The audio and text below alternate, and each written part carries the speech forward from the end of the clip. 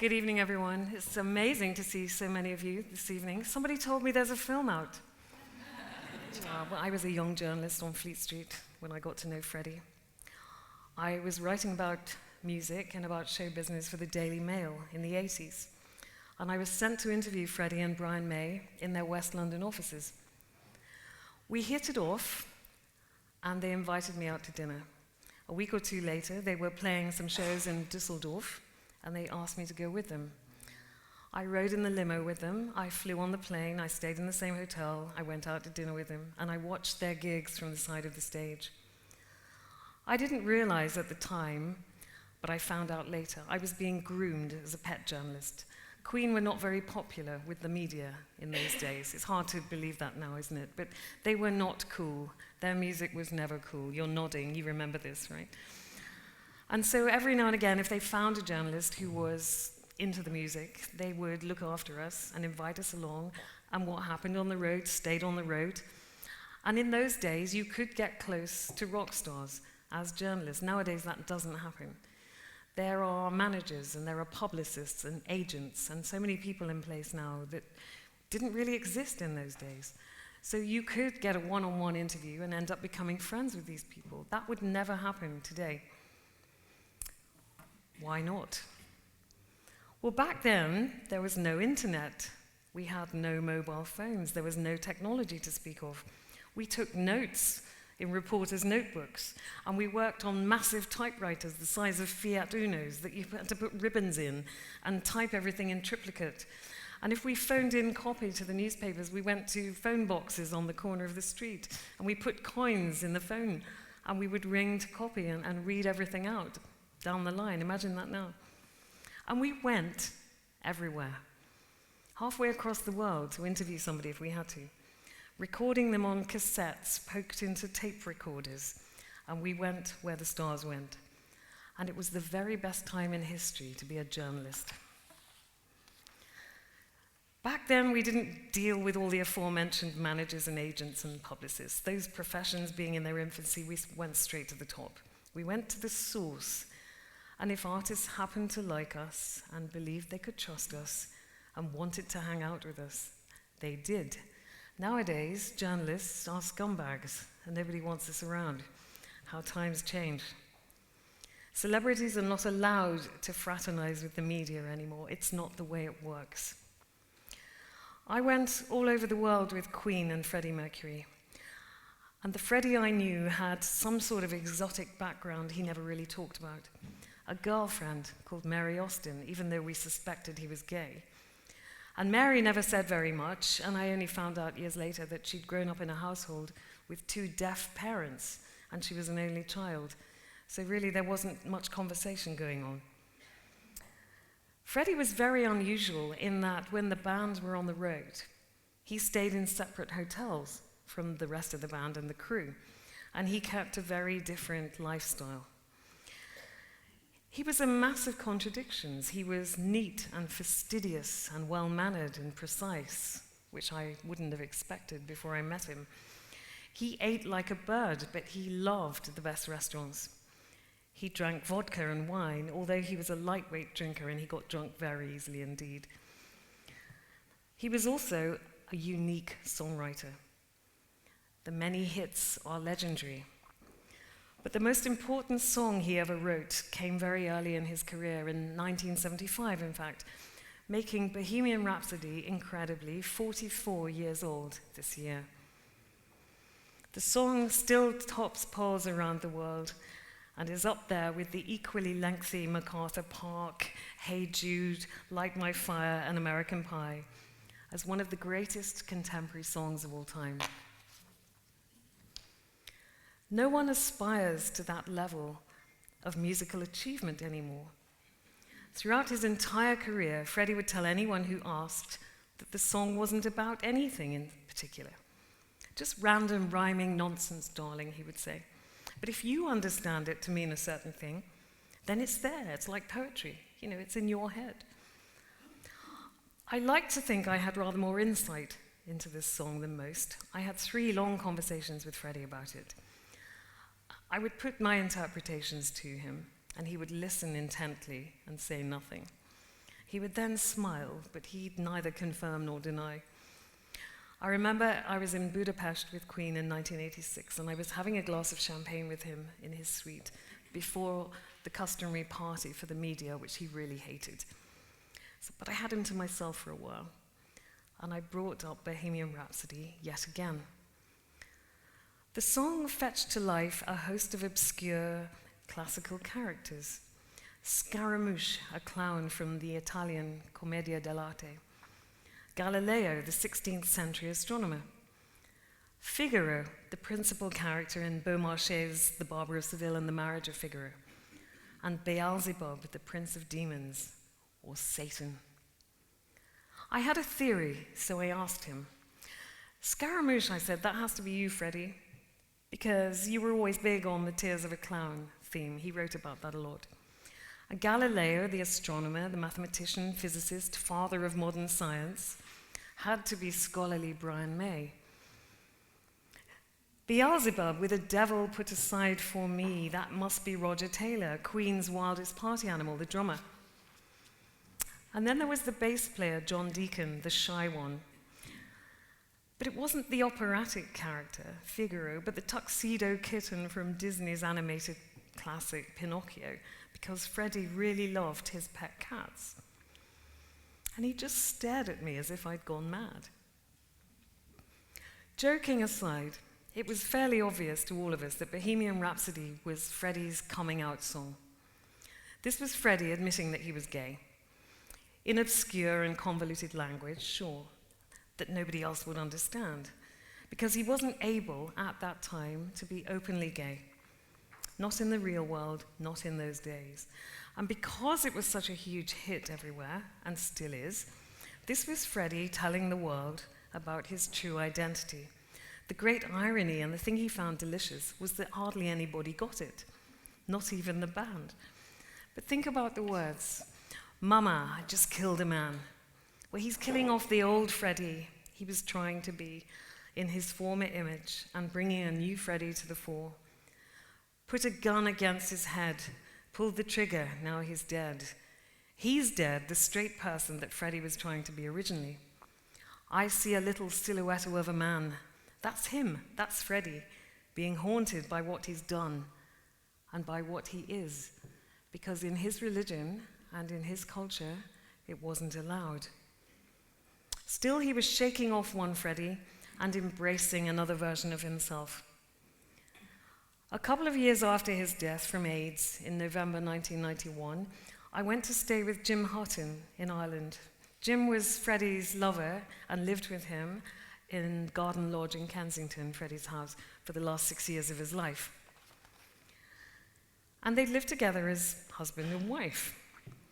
Though whenever Freddie's parents came round for Sunday lunch or just to visit, Jim was hustled to the shed at the bottom of the garden, and he had to stay there and pretend to be the gardener. So Freddie was never open with his parents about Jim. But Jim said to me when I went to visit him in Ireland, "You were right about Bohemian Rhapsody, you know." We were out looking in these beautiful Freddie Mercury roses. They were kind of a lilac color. I've never seen them anywhere else, but Jim had them growing in the garden, and we went for a little stroll and we had a look. And he said Freddie was never going to admit it publicly, of course, because he had to carry on the charade about being straight for the sake of his parents. But we discussed it on numerous occasions. This is Jim and Freddie. Bohemian Rhapsody was Freddie's coming out song about how different his life could have been and how much happier he might have been had he been able to be just himself the whole of his life. What that song was celebrating on its 10th anniversary was the real Freddie Mercury. When Bob Geldof announced the Live Aid extravaganza in 1985, anybody there? Did anybody attend Live Aid?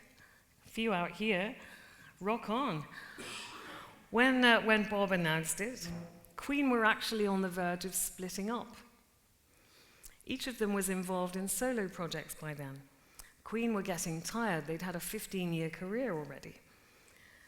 And then came the offer to take part in this global charity event, and they made it their own.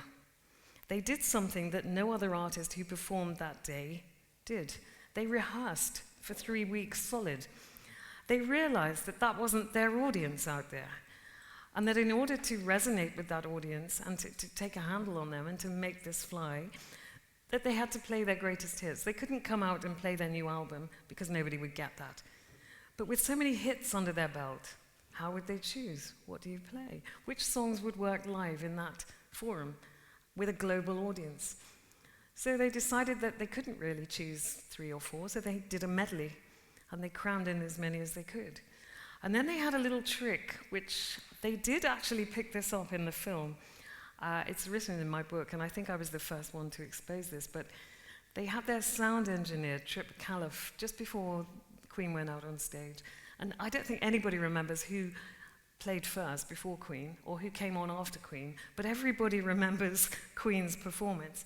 But Trip Califf went around the front and he whacked up the sound just before Queen went on stage. So they were louder than everybody else. And that was part of their impact on the day.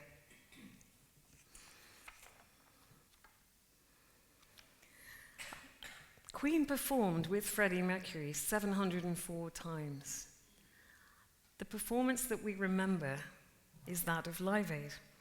And what they proved that day was that they still had what it took to rock the world. And they decided they had to run with this ball.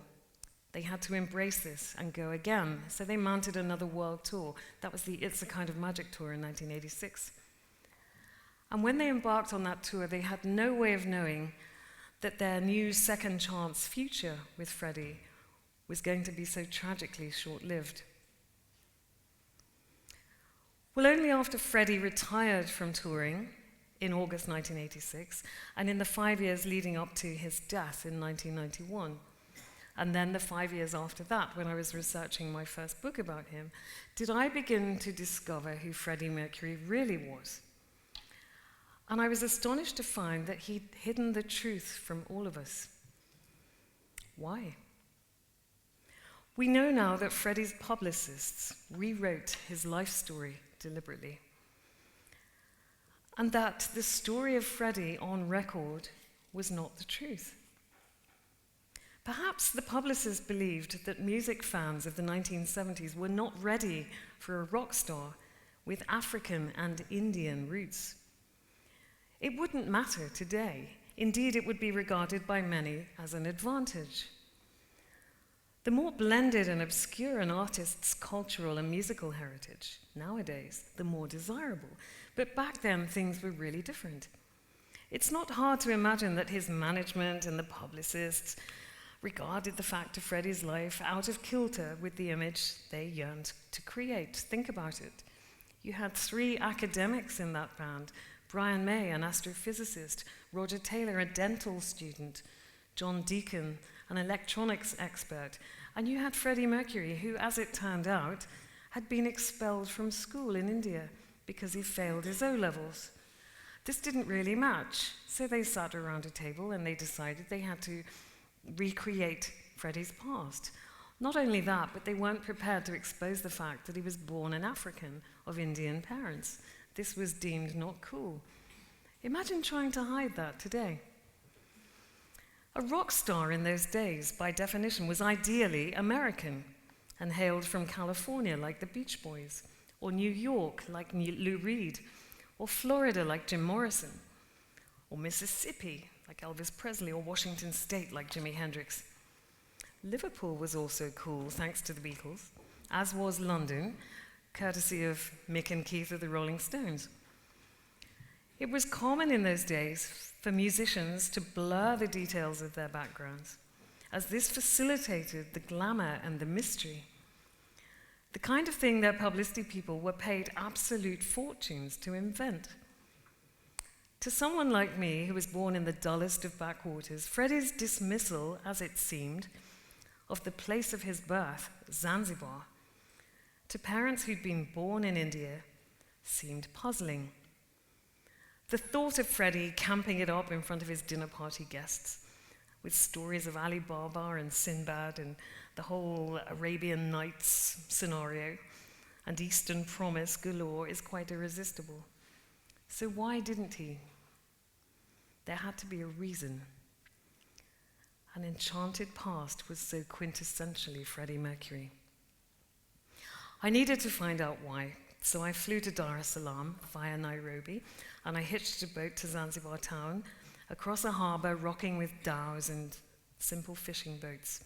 And with the help of a Tanzanian safari ranger who was a friend of mine, I tracked down Freddie's auntie and a cousin in Stone Town, and they told me the truth. As Juan mentioned, Freddie Mercury was born Farrokh Bulsara, and he was born on the 5th of September 1946, which happened to be the Parsi New Year's Day. 7,000 miles from London, on the fabled Spice Island that is now part of Tanzania. For the first 18 years of Freddie's life, a stone town flat overlooking the sea was his home. Both his parents were British subjects, and they were Parsis, the Parsis being the Persian Zoroastrians who migrated to India during the Arab invasion of the mid-600s. Their language was known as Farsi, but this has practically died out today, and Parsis tend to speak Gujarati, a variation of that language, also Hindi, and Freddie's parents spoke English very well too. I was asked the other day by an American ambassador to Djibouti whether they spoke Swahili, the Zanzibar language, and no, they didn't. And Freddie never learned a word of Swahili in his life. I know we have Zoroastrians in the audience this evening who know far more about their religion and culture than I do, but for anybody who doesn't know, Zoroastrianism is one of the world's oldest religions that is still active, although it is in decline. It is monotheistic in that it believes in a single creator God and that human beings have free will. The religion is derived from the teachings of the prophet Zoroaster, and it influenced Judaism, Christianity, Islam, Buddhism, and many more. Most modern-day Zoroastrians live in India and Iran. It is impossible to simplify such a complex, sophisticated belief system, but it's true to say that its basic tenets are these, and these are reflected in the film, as you may remember. Good thoughts, good words, good deeds. There is only one path, the path of truth. And do the right thing, because it is the right thing to do. Zoroaster actually taught his followers nothing about God which a Christian would not endorse, and indeed much that a Christian would add, which indicates that religions are primarily cultural, and that certain faiths have more in common with each other than we might know. In both Christianity and Zoroastrianism, death is just the beginning of the soul's journey through the afterlife. Freddie's father, Bommy, was born and brought up in Bulsar, a small town north of Bombay, Mumbai, in the Indian state of Gujarat. He and his brothers voyaged to Zanzibar to look for work. Bommy landed a job as a cashier in the British government's High Court, and a while later he returned to India and married Freddie's mother, Jur, in Bombay. It was an arranged marriage. He then brought his bride back to Zanzibar, where Farrokh was born. We can assume from that Freddie, Farrokh, was conceived in India, but born in Africa. His mother was only 18 years old when she had him. The Bulsaras had quite a sophisticated life in Zanzibar, within the confines of their rigid religion and culture. They even had domestic servants, and Farrokh had a nanny, an ayah. In 1952, when he was 6 years old, his sister Kashmira arrived, and Bommy continued to travel throughout the colony and back and forth to India. Farrokh attended the Zanzibar Missionary School from the age of 5, where his teachers were Anglican nuns. Then eventually at the age of 8, because educational opportunities on Zanzibar were very limited, he was sent thousands of miles away to school, an English boarding school in India called St. Peter's in Panchgani. After that, he saw his parents only once a year. Farrokh part anglicized his name to Freddie Bulsar, And he did that because it was easier to say, and it helped him to fit into his new environment. There was nothing more to it than that. And he stayed at St. Peter's for 9 years. He traveled to and from India by ship on his own. There was not even the luxury of the telephone to speak to mum and dad because phone lines between India and Zanzibar didn't yet exist. All he could do was write letters, and the letters are heartbreaking. They're very formal, dearest mother and father, and he tells them about his lessons and his sports pursuits and his cups and his trophies, and he achieves very highly academically. But the void inside Freddie at this point is yawning and growing. And it's a phenomenon that I've noticed having worked with and studied quite a lot of rock stars now.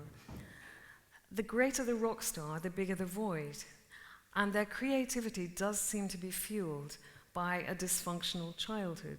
There is something to compensate for, and the creativity helps them to do that. And this was never more apparent than in two particular rock stars I've written books about, was David Bowie and also Freddie Mercury. Freddie suffered extreme separation anxiety, and this had far-reaching consequences in his life. He spent the rest of his life, indeed, seeking affection and closeness, becoming embroiled in complicated relationships, and becoming confused as a result. During the late 1950s and early 60s, a thriving East meets West culture allowed Western pop music to seep in and become popular in India. And Freddie, who'd loved classical music and studied the piano and played boogie-woogie and was very good at his studies, suddenly discovered Western rock and roll. The whole thing went out the window. He formed a band, the Hectics, and they played girls' schools and local fetes, and soon amassed a lively following. Freddie practiced very hard to emulate the stars of Little Richard and Fats Domino, Elvis Presley, the stars he most admired, Cliff Richard even. The more immersed he became in music, the more his academic grades began to slip. And although the earliest Queen biographies claimed that he left St. Peter's with a string of qualifications, he didn't. He had none at all. I've seen the school record books, which are still there at St. Peter's, and I wondered, why did Freddie lie about this? Why would he? Because his fellow bandmates were academically qualified to the hilt, and he felt embarrassed because he was the odd one out, it just didn't seem like Freddie. As I said earlier, he was expelled from school, and he returned to Zanzibar with no idea about what to do next. Then there was a violent revolution in 1964. Thousands lost their lives in bloody street battles. The Bulsara family, like so many others, literally ran for their lives with their clothes on their backs. Their family came to England because they had relatives here who were prepared to take them in, and where their lifestyle would be reduced to something infinitely more modest than the one they'd known in Zanzibar. Freddie was now 18 years old. He changed his appearance drastically. He grew his hair long, began wearing leather and suede jackets and satin and silk and floral shirts and kinky boots. He became the quintessential Jimi Hendrix, and he never again returned to India or Zanzibar. He wiped those places from his memory, and he never looked back. The real reason for this, it eventually emerged, was that Freddie fractured the code of his family's faith. Orthodox Zoroastrians supported the suppression of homosexuality. To this day, gay relations remain against the law in Zanzibar. The sacred Zoroastrian text, the Vendidad, describes gay people as demons and their practices as devil worship. 50 years after the partial decriminalization of homosexuality here in the UK, where gay people can now get married, it can still result in the death penalty in 8 countries around the world. South and East Africa, the Middle East, and Southern Asia are the most draconian. Western Europe is the most tolerant. Iran, Sudan, Saudi Arabia, and Yemen still impose the death penalty. The law in Tanzania and Zanzibar is not supportive of any behavior which is not heterosexual. Same-sex sexual activity is still illegal there and carries a lengthy sentence of up to life imprisonment. Most LGBT travelers don't experience problems with Zanzibari people, but they have to be terribly discreet. The subject is taboo in general conversation. You couldn't talk about it down the pub.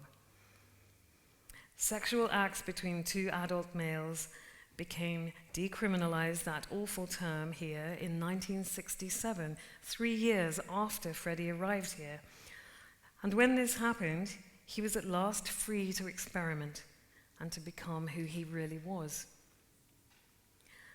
Freddie enrolled at Isleworth College in 1966. He got an A-level in art, and he progressed to Ealing College of Art, where the Who's Pete Townsend and Ronnie Wood of the Faces and the Stones also studied art. And Freddie took graphic design and illustration, and many of you will know that he designed the Queen crest, which incorporates all the astrological signs of the members of the band. He did leave with a diploma this time, and during his college holidays he worked in, not as the film shows us, in the baggage handling department of Heathrow Airport, but in the catering division. And he also became a life model and posed nude for art classes. I think he got a tenner a class for that. London was at the time the mecca of youth culture and was in full swing. The Beatles still ruled the music world, and they had stiff competition from the Stones, the Animals, Manfred Mann. Bob Dylan was weighing in with political messages about Vietnam. Elvis, Peter, Paul and Mary, the Byrds, the Righteous Brothers, Sonny and Cher, and other Americans held their own in the British hit parade. We used to call it a hit parade. Fashion, too, was booming. Twiggy was the supermodel of the world, and London was the place to be. Carnaby Street was the mod centre of the entire planet. Freddie was soon back at his old college after he left, playing with quite an average band called Wreckage. He was introduced to another amateur band called Smile. Their lead guitarist was Brian May, who was a student at Imperial College. Roger Meadows Taylor, as he was in those days, a drummer from Cornwall, was doing his degree in dentistry. He came on board too. Freddie went along to a Smile rehearsal, and it was love at first sight. Brian May and Roger Taylor fell instantly for his image and his lyric writing, his dry humor and his razor-sharp wit. It was Freddie who suggested the name Queen. Are we surprised? I loved the irony of the name Queen because 3 more rampant skirt chasers than Brian, Roger, and John you would never meet. And the fact that Freddie was a closet gay, as we'd have to describe him today, suggested an irony and also a courage that nobody would take on. So they got away with it. Their first hit, The Seven Seas of Rye, about Freddie's childhood on Zanzibar, was in 1974. Right up until the eve of his death, on November the 24th, 1991, at his Kensington home, Garden Lodge, the other members of the band, his management, his lawyers, his personal entourage, and his closest friends were still denying that Freddie was even ill. His funeral took place in London on the 27th of November, 91. There were 5 Daimler hearses for the flowers alone. Freddie typically arrived in a Rolls-Royce. His simple pale oak coffin was carried in to You've Got a Friend, sung by Aretha Franklin. Shortly afterwards, in his memory, Bohemian Rhapsody was released again as a Christmas single this time. It raised more than £1 million for the Teenage Cancer Trust and for the Terence Higgins Trust AIDS charity. In '92, Wembley Stadium rocked again, in Freddie's memory, for the Mercury tribute concert. And George Michael famously sang Somebody to Love, which was Freddie's mother's favorite song. And a lot of rumors went around at the time that George Michael would replace Freddie in Queen. But Freddie, of course, never could be replaced, not even by Paul Rodgers or Adam Lambert, both of whom have stood in for him on Queen tours, and they're about to go out on another one in America just now. The Mercury Phoenix Trust AIDS charity was launched in Freddie's name, and its work continues to this day. The greatest tragedy of Freddie's life was that he died so young. Or was it? Like his close friend Princess Diana, he remains forever the age at which he died, 45. They grow not old, as we that are left grow old. Queen and Freddie Mercury are bigger around the world today than they ever were during Freddie's lifetime. The film Bohemian Rhapsody is the highest grossing musical biopic of all time. It's already earned them more than £600 million since its release in October. This year, Freddie will have been dead for 28 years. Also this year, he would have turned 73, which he would have absolutely hated. He had no wish to make old bones, he said. Just throw me in the lake when I'm done. He meant Lake Geneva. He did the most important thing that a rock star can do. He died young. It is said in the music industry that the finest way to guarantee catalogue sales is to die. Sales go through the roof. They did for George Michael, they did for Michael Jackson, they did for David Bowie, and now they're doing the same for Freddie. They're doing it for Queen. They are bigger today than they were during Freddie's lifetime. It's worth saying twice. As for Freddie, instead of becoming a fat, bloated, self-important old queen, he was cut off in his prime, and he's preserved at that age for eternity. Especially now that his life story, parts of it at least, are captured and preserved for all time on celluloid, you'd have to say that it's not a bad way to go. Thank you.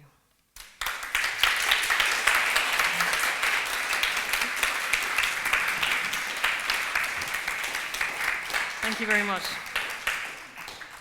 Okay, please do ask questions. I'm sure that my friend here, Mr. Playwright, has, I'm sure, a couple of questions he'd like to ask. You spoke so beautifully. Thank you. When you spoke to Freddie, because I remember conversations with him and his parents quite well.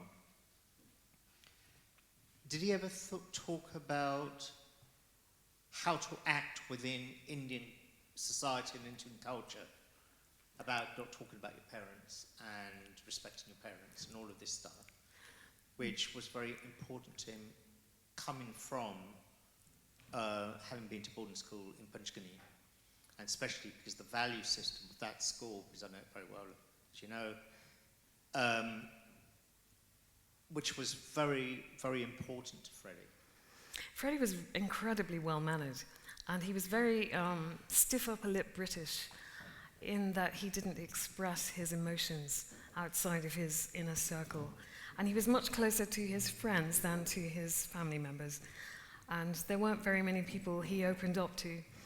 I think I'd known him about 2 years before he would laugh in front of me without putting his hand over his face, because he had extra teeth in the back of his mouth, and he didn't. This was what pushed his teeth forward. He was known as Bucky at school. This was his nickname because the front teeth protruded. He had a massive overbite, which I think they furnished Rami Malek quite well with in the film, actually. But I think half the time I was aware of the teeth more than I was aware of what he was trying to say. But Freddie was very contained, and he didn't talk about his parents at all. I met his parents several times, and they were just lovely people. But there was no entry into Freddie's private life, and certainly he wouldn't ever talk about Zanzibar, India, school, or his background at all. Hello, what's your name? Pleased to meet you, Kim. I wasn't aware that he had a sister. What sort of relationship did they have? So she was born in 1952. She was 6 years younger than Freddie, and they were very close until he went away to boarding school. And they played on the beach a lot. Their flat overlooked the beach, and the childhood culture in Stonetown and around was on the beach. I only found out recently, and this was my US ambassador friend who lives in Djibouti who wrote to me to let me know, and I didn't know this, and I wrote a blog about it, which you can find on my blog site. There was an American space station on Zanzibar, And it was called Project Mercury, and it seems very likely that Freddie chose the name to reflect his connection to Zanzibar. They used to send up astronauts from Florida into the stratosphere, and they would land on Zanzibar. And this was when they were practicing to see how the arcs would work out and all the mathematics of those things. And the kids used to lie on the beach at night and wait for the American spaceship, as they called it, the spaceship, to go over and gaze at the stars. And he and Cash, as he called her, they were very, very close. And I was quite amused to read not long ago that somebody said, well, she's got 2 kids, like they're teenagers, 20s now, but somebody remarked on how like Freddie, Cash and Roger's kids were. I thought this was very interesting because they're adopted. But maybe they were chosen for their colouring, who knows? But yeah, they were really close. And she lived in Nottingham. She may still live there. And Freddie's mother, after Freddie's dad died, his mum, moved up to Nottingham to be near her daughter. She's a lovely lady, actually. Oh, that's nice to hear. Yeah. Hello, sir. What's your name? Hello, my name is Nadeem. Pleased to meet you. Hi. So I grew up in the 90s as a young teenager. I remember reading a lot of the biographies about Freddie Mercury. And I always found that there was a sense of whitewashing his Asian roots from biographers. And I've always found that the biographers and majority of his fans are quite comfortable in a certain ignorance of not knowing about his heritage. And why is it that a lot of the biographers can't simply define him as an Indian immigrant who came over here and became the greatest rock star? What is the problem? I think I hope I explained that during the talk, which was, it wasn't Freddie's decision to whitewash his past. First of all, this is my personal opinion, I would dispute the description of Freddie as an Indian immigrant, because he was born an African. His parents were Indian, but he was born geographically an African with Indian ethnic origins. We tend to think of somebody's ethnic roots as partly to do with their parents and partly to do with where they were born. So I would describe Freddie as a blend of both those very rich cultures, African and Indian. Yeah. Which obviously you consider yourself to be an Indian immigrant, even though you were born here. But it's not for, it's... Yeah, I understand what you're saying, but it's yeah. Well, biographers, let's not generalize, because we don't all write the same book. Hello, dear, what's your name, darling? My name is Yisha. Pleased to meet you. I just want to say I saw the film twice, and yes. I really enjoyed the film so much. But I want to know, from your point of view, is the film accurate? In that there's some, no, it isn't. You know, at some part they say that they used to have a Queen used to have an American manager. This guy refused to put the Bohemian Rhapsody on, so then he regret all this part. I want to know. I mean, the film is hugely successful. I really enjoyed the film so much, but I want to know the accuracy of the how successful. How many hours do we have? Yeah. All right, I saw the film 3 times. The first time I saw it, I was pretty angry. And I went home to try and analyze my anger about it. And it was primarily to do with chronology, which is out in a lot of places. And also the chap you mentioned, the record company executive, he didn't exist, he's invented. He's a composite character. And they put him there because Mike Myers, the American actor who had created Wayne's World, and they gave Queen another hit with Bohemian Rhapsody from the headbanging scene in the car in that film, famous clip. And as a reward to him, they created that role. But that guy didn't exist. There were people missing from the film who I felt really should be there. One of them, the love of Freddie's life, which they've basically portrayed a gay man who the love of his life was a woman. That was true, but it wasn't that woman. It wasn't Mary Austin. It was a German actress called Barbara Valentin, who shared a flat with Freddie in Munich. And they've tried to airbrush her out of existence. She really should have been in that film. We could be here all night creating a list of the things that are wrong with the film. The second time I saw it, I felt milder about it because I'd heard an interview with Brian May who said, look, this is a feature film, it's not a documentary. And also, Freddie was 45 when he died. You can't really fit all the details of somebody's 45-year-long life into a 2-hour, 13-minute film. So creative license will be taken, and this is what Hollywood does. The third time I went with my kids, and really I was observing them watching this film, and I got it, the penny dropped. This film is an amazing vehicle for Queen's classic rock, and the reason it's done so well is because of the music, and it's delivering the music to yet more generations who weren't even born when Freddie died. So this is the same reason why We Will Rock You, the stage musical, did so well, because the audience was comprised primarily of people who never got to see Freddie perform live. And to have seen Freddie perform live is one of the greatest privileges of my life, having also got to know him as well. So don't take it as a you know, the film is worthless because it's not an accurate portrayal. The thing to do is read the book.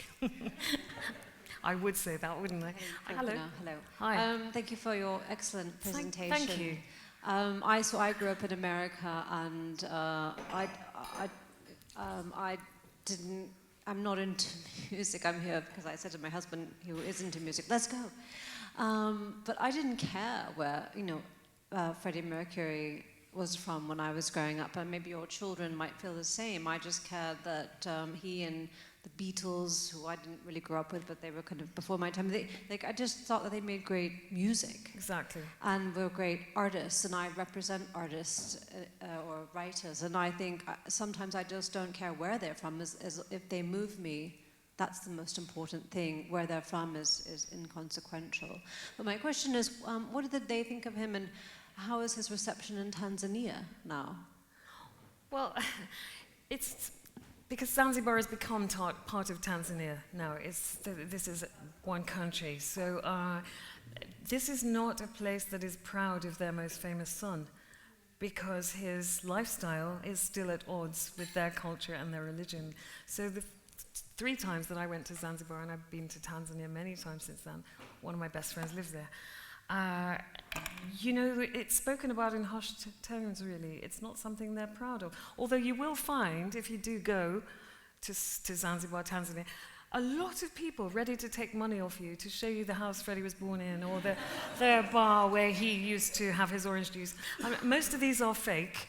Most of these are people who are not informed. But if people are coming there looking for Freddie Mercury, they're not going to find Graceland, where they can worship Elvis Presley. They're not going to find a formal monument of any kind. They're not going to see any place where they can pay their respects.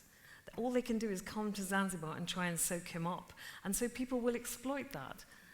But the reality is that that country is not proud of Freddie Mercury, no. Sorry to say. Yes, hello, we spoke before. How are you? Yes, Sanu, hi. First of all, thank you. You've sort of, by talking about the fact that he was sent away from the age of 8 and he only saw his parents once, well, in many ways you've explained his kind of alienation from his background and his culture, just even physically, not being that much involved in it. He wasn't part of a community like we were. Mm-hmm. So thank you for that. Pleasure. But I just want to point out to you that you said that he hid his homosexuality partly because of his religion. And I think you need to know that the Parsi community does not actually know very much about its scriptures, and certainly the Vendidad and what you said about homosexuality and how it is written about in the Vendidad wouldn't really even be known by most of us. I didn't know about it. I'm sure his parents didn't know. It's certainly there. And Have a look. Yes, I know, but this is exactly what happens when you haven't lived that culture and you research and write about it. And I don't blame you for that, because in fact, homosexuality is very much accepted within the community. I grew up knowing about it. We knew people openly, who were known to be gay, and they had very important positions. And there are very important industrialists now in the Parsi community who are known to be gay. In this country? No, in India. I'm talking about India and Pakistan. Okay. So all I'm saying is that if you were to edit your book, bring out another edition, you might look into that. That's helpful, thank you. I mean, I made a point of interviewing quite a lot of Zoroastrians. One of my closest friends, my daughter's godfather, is a Zoroastrian Parsi, and I did meet many members of the culture. I was made very welcome as well. Such lovely people who gave me a lot of help. Sorry if you feel I've misled you, but yeah, but certainly I have seen those passages and those words are there. Yeah, but it's helpful to have a. But I think, I mean, Freddie's mother, she said shortly before she died that she wished she'd known about her son's sexuality because she felt that they might have dealt with it better had they known. And she regretted terribly that he wasn't able to share his true self with his parents. And that was one of the saddest things I ever heard in my life, that his own mother wished she'd known, and maybe she could have helped him. Thanks. I'm Victoria. Pleased to meet you. Hi. I loved your talk. Thank you. Actually, I loved the film, but I know that films are dramentries. I just wanted to ask you, you mentioned that Freddie was very tidy and sort of fastidious. Virgo. Yes, I'm a Virgo. Me too. Yes, I'm a Virgo. Mercury rising. Yeah. But how do you account for the, I mean, I don't know how accurate it was in the film, but I understand this phase did happen, the sort of more degenerate phase where, you know, drugs and too much alcohol, and he seems to get lost.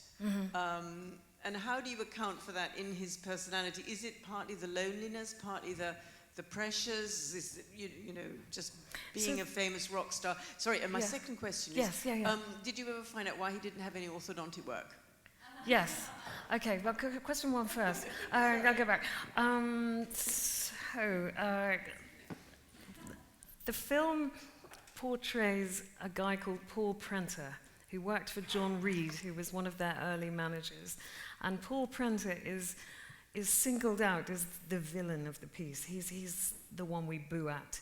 And he is portrayed as having corrupted Freddie and dragged him down into an underworld of rent boys and drugs and far too much drinking and general debauchery.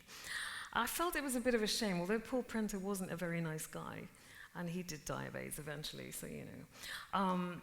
I did feel it was a little bit too much of a device to apportion all the blame to Paul Prenter, because Freddie was an adult, he had free will, and he had a certain yearning for a kind of lifestyle that the vast amounts of money he made as a rock star were able to facilitate. And they were on world tours, and there were certain countries around the world, Brazil, for example, where he really let rip and explored that side of his life because he was breaking out of a straight relationship. And he had catching up to do as far as he was concerned. So I think it's immoral to blame one other person for his corruption. I think Freddie had much more of a hand in it than that. Yes, and I'm not so much blaming Paul. No, but I think the film does. Yes, I think the film blames him. He went through that phase. Yes. To account for it, that he was breaking out. Yes. And I think that, you know, rock stars are extreme people. They're like us, kind of multiplied by thousands, because everything they do and think and feel and write about it's taken to the nth degree. It's taken to ridiculous extremes. And they've tried to be normal. And it's really quite tragic how they fail sometimes. But they fail publicly and on a massive scale. And they're being judged by the media the entire time, whatever they do. You know, the flavor of ice cream they might choose at an ice cream seller at the Trevi Fountain or something, that becomes front page news. I've seen it. It is quite ridiculous. So I think the media can be to blame for a lot of this, yeah. Your second part about his teeth. Okay, so Freddie was born with 4 extra teeth in the back of his mouth because he was afraid it would affect his voice. He even had a dentist in the band, and Roger used to joke, why don't you know what, I'll give you a shot, Freddie, you know, I'll take him out, you know, I'll put you to sleep, you'll be fine. And Freddie said no, because I can't risk the effect that it might have on my voice. He had an almost 4-octave range. It could have affected his range, you know, mistakes happen also. Sometimes the back of the throat is damaged, especially with teeth in the rear, if there's any surgery to remove teeth at the back of the mouth. His voice was his fortune. He couldn't risk that. And also I think his image, his teeth, that was all part of his look. it also accounted for his speaking voice. So there was a certain kind of wispy lisp about Freddie's speaking voice that was completely enchanting. And I think he would have worried that that would have left him as well. So yeah, if it ain't broke, don't fix it. I think that was the, yeah. Please tell your Freddie Mercury story. Please do that. So my name is Peter, and I'm Greek-Irish, and I was born in India, so I'm not sure if that makes me Indian or Greek or Irish. You decide. But I came here in 1971 as an 11-year-old, grew up in the 70s, was into pop music and especially glam rock, and then got into sort of heavier rock. And I remember there was a show called The Old Grey Whistle Test that was on Tuesday evenings, on Tuesday nights on BBC Two. And I remember that Bob, or whatever his name was, Bob Harris, announced Whispering one day. Bob. He announced one day. So we have in the studio, we have a band that's supporting. It was a bigger band, and they were on tour in the north of England. And he said it's a band called Queen, and then they're new, and so here they are, and they were live in the studio. Of course, they had the long hair and everything. And I think they did Keep Yourself Alive and Liar or something like that, which is off the first Queen album. I don't know if anybody knows anything about Queen albums. Keep Yourself Alive, but that was on the first album. And I thought they were amazing, absolutely amazing. And then their second album was the Black and White album, which any Queen fan will know, which had all these mythological songs and everything, and they were fantastic. And then the third album was Sheer Heart Attack, which had Killer Queen on it, and that's when they kind of really broke through, and they started to get more of a pop sound. Then by the time Night at the Opera came out, it was a little bit, you know, overblown or whatever, and I kind of lost interest in the music, but I absolutely loved the first three albums, especially 1 and 2. So anyway, later on, fast forward, 1982, I'm a very young, innocent 22-year-old. He says I now. I was, and went off to New York for 3 weeks and never came back. So I'm still there, living in New York and also living here. But on the second weekend, it was in September 1982, I went to a morning party. And I'm not saying not saying what I took, but anyway, I'm sitting there, we're all sitting there off our face on whatever. And I'm sitting out in the garden, and it's a beautiful, beautiful sunny day, blue sky, and I'm sitting talking and smoking and whatever. And the person sitting next to me is Freddie Mercury. So I turn around to him and I say, "Oh, hello, how are you?" And he's like, "Hello, how are you?" And I said, "Gosh, I really loved your music. I loved those first three albums and this and that and whatever." And we sat there chatting. I don't know what now, that was a long time ago. But there was this club called The Saint, and at that time Freddie was coming out. He was out, really. He never came out. He never came out during his life. Well, I Not used to see him, officially. not officially, but he came out, remember, he cut his hair and he started to do the leather outfit and everything. So I would see him at the Saint all the time. And every time, he was so nice. He would always come up and we'd chat, and he was fun, and we'd have a laugh and whatever. But I think back to that time, and I say to myself, like, he really got into that scene. And I always think with sadness that he just got, you know, New York is a strange city because it can really chew you up and spit you out, because in 1982, I mean, coming from London or whatever, obviously he traveled more, New York offered everything. And I think he just got really caught up in that.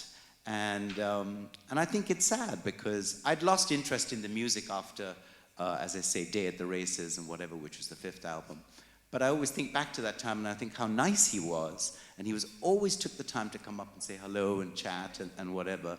But that was Freddie. He was nice his whole life. He was really, like that with everybody. I'm really glad he was friendly, nice. And he would always smile, and he would come up and chat and whatever. But I think back to that time, and I think, you know, he really just got into that scene, and I think it was just too much for him, you know, or too much for anybody. I strongly believe that had he become HIV positive about 5 years later, that he would still be alive today. But then we wouldn't be watching Bohemian Rhapsody, and we wouldn't be here talking about him now. So thank you very much, everyone, for coming down this evening. I really appreciate it. Thank you.